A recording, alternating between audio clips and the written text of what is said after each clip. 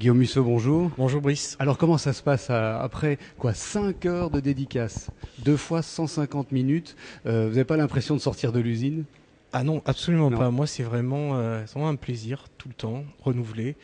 Euh, En particulier ici, à Bruxelles. C'est la deuxième année que je viens. C'est une ville que j'aime beaucoup. Un public que j'aime beaucoup. Toujours très, très bon accueil. Bon enfant, chaleureux.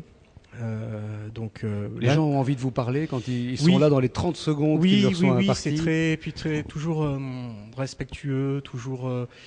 Et c'est vrai que là, j'étais en pleine écriture de mon nouveau roman, et donc normalement, je fais pas de signature, mais là, vraiment, je tenais vraiment à être là. Et moi, le jour où je n'aimerais plus comme ça aller vers les lecteurs, faudra à tout prix que j'arrête d'écrire parce que moi vraiment j'écris pour eux, donc Oui. y a rien de plus important que de rencontrer les lecteurs, que de voir leurs réactions, que de poursuivre finalement un dialogue entamé depuis longtemps. Donc je pense que vraiment le jour où je serai blasé de voir comme ça une file de 3 heures, je serais devenu un petit con, dans le sens où j'espère d'abord que ça n'arrivera jamais. Ouais. Et non, moi j'aime pas les gens blasés dans rien. Donc essayer d'être toujours enthousiaste, ça fait vraiment Ouais. partie de mon caractère aussi. Ouais. Là, c'est vraiment l'impression que j'ai eue il y a 4 ou 5 ans quand j'ai lu votre premier roman, enfin le premier roman que je lisais de vous. Et c'est vrai que j'ai pensé à Spielberg directement parce qu'il y a cette tournure vers le public. Oui, Je fais du divertissement, je leur donne du plaisir et du bonheur. Avec aussi comme parallélisme avec Spielberg, c'est que il y a quand même du suspense parce que vous n'appartenez pas à cette catégorie d'auteurs dont on sait déjà finalement que ça va bien finir. Quand même un suspense. ouais, ben moi j'écris toujours les romans que j'aimerais lire en tant que lecteur.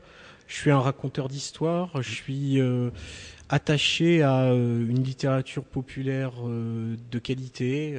Pour moi, il n'y a rien qui me fait plus plaisir quand je prends le métro que de voir comme ça tous les jours des gens qui lisent mes Oui, romans. ça ne manque pas. Hein. Voilà, mais c'est un plaisir dont je me lasse pas, et c'est voilà, le but, c'est essayer de donner quelques heures de rêve, de réflexion aussi. Et c'est vrai que moi, c'est aussi la littérature populaire qui, très jeune, en fait, m'a donné envie de lire. Donc, euh, donc il y a ça, il y a cette volonté-là d'être tourné vers les gens, de ne pas écrire pour une petite élite, d'être fier de voir, d'avoir comme ça Ouais. des retours de lecture nombreux et enthousiastes. Même si vous lisez beaucoup les livres de cette élite. Hein. Oui, enfin moi j'adore la littérature classique aussi. Oui. Bah, je suis caractérisé moi par un non sectarisme, c'est-à-dire Mhm. que je lis vraiment de tout. Oui, j'adore la littérature classique. Je l'ai lu très très jeune, hein, donc j'ai pas de complexe par rapport Mhm. à ça. Euh, et, et voilà. Et il n'y a pas de lecteurs qui viennent vous reprocher d'avoir fait mourir, par exemple, votre héros dans l'un ou l'autre Oui, roman, ça qui sont arrive. déçus par le manque de happy end. Oui, ouais, Oui. je reçois beaucoup de courriers, même parfois de lecteurs qui me disent ah ben voilà, j'ai réécrit la fin, je me suis fait une fin pour moi. Euh, et oui, ben C'est moi c'est formidable, ça. Oui. c'est ce dialogue vraiment que j'aime, que j'apprécie. Tous les jours, je prends 1 heure pour lire les courriers que je reçois. Je reçois entre 8 et 10 000 courriers par an. Et c'est toujours un plaisir et toujours enrichissant de voir, de voir finalement comment les lecteurs reçoivent une histoire que vous avez Mhm. écrite, voir comment ils se l'approprient, comment ils trouvent des résonances dans leur vie personnelle, comment vos livres peuvent jouer un rôle dans leur vie. Un lecteur me disait voilà, qu'il avait envoyé l'un de mes livres, Parce que je t'aime, à Mhm. une femme qu'il aimait, pour lui avouer justement qu'il l'aimait. Bon, il me fait partager ça. Il me dit bon ben voilà, merci. Le roman a joué un rôle crucial dans notre relation. Enfin, moi, ça ne cesse effectivement de m'émerveiller. Oui. Alors on va terminer, Guillaume, par un double et après. Alors le premier et après, Oui. c'est parce qu'il est à nouveau dans toutes les librairies depuis quelques semaines maintenant à cause du film de Gilles Bourdos. Il a, je ne sais pas si je peux vous demander votre avis sur le film. C'est vrai qu'on en avait parlé il y a quelques mois sur Nostalgie. Moi j'aime beaucoup ce film. Il est très, pas qu'il trahit le roman, mais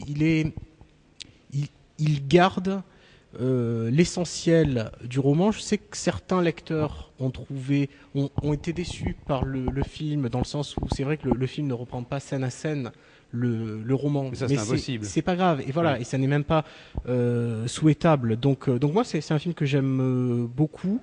C'est vrai qu'il est d'une certaine façon éloigné peut-être de la narration de mon livre, mais en tout cas, je regrette absolument pas. Là, il y a 3 nouveaux films en préparation et c'est vraiment des compléments en fait aux lectures, Oui. je pense. Donc ce sont lesquels qu'on va bientôt voir, enfin à plus ou moins longue échéance. Parce sur que les je écrans. t'aime, Ouais. seras-tu là et sauve-moi. D'accord. L'esthétique, je crois que s'il y a une chose qui a fait l'unanimité Ouais. sur ce film, Ouais. c'est l'esthétique, Oui. la qualité des images. Directeur photo de Wong Kar-wai, le réalisateur de In the Mood for Love. C'est un film qui est très très très beau, très belle musique, très bien photographié. Moi, c'est un film que j'aime. Oui. Et alors le deuxième et après, c'est Le nouveau. Et oui. Le nouveau roman, oui, il y a un nouveau roman là qui arrive bientôt, le 30 avril. Là aussi, je suis très impatient qu'il sorte. Je suis en train de terminer vraiment là, les ultimes pages. C'est peut-être le roman dont je suis le plus fier. En tout cas, le roman, moi, dans lequel je me retrouve le plus. C'est le roman le plus autobiographique. C'est un roman qui se passe en partie à Paris. Donc j'ai vraiment très très hâte de vous le présenter. C'est un roman un petit peu différent par rapport à ce que je fais habituellement. C'est-à-dire qu'il n'y aura pas les ficelles de la déconstruction, du rebondissement. C'est un roman qui est davantage, alors qui est étudie en fait, enfin qui traite de 2 grands thèmes. Le thème du premier amour, le thème de cet amour qu'on recherche. Quand est-ce qu'on va trouver la bonne personne au bon moment? Finalement, c'est ça dans la vie qui est essentiel. C'est pas simplement trouver la bonne personne, mais aussi arriver à la trouver dans un moment qui, pour elle comme pour nous, finalement est le moment qui va nous convenir. Et c'est aussi un roman sur la paternité, les relations entre un père et sa fille. Question qui me préoccupe pas mal actuellement. Depuis quelques années aussi. Oui, qui irrigue effectivement tous mes livres. Vous avez raison de le remarquer, et de plus en plus. Donc voilà, c'est ça. Une double histoire d'amour dans le couple, histoire d'amour filiale entre un père et sa fille. Grand amour que vous avez trouvé. J'ai cette chance. Guillaume Musso, merci beaucoup. On est toujours ravis de vous lire et aussi de vous recevoir. Merci. À très bientôt. Brice, à bientôt.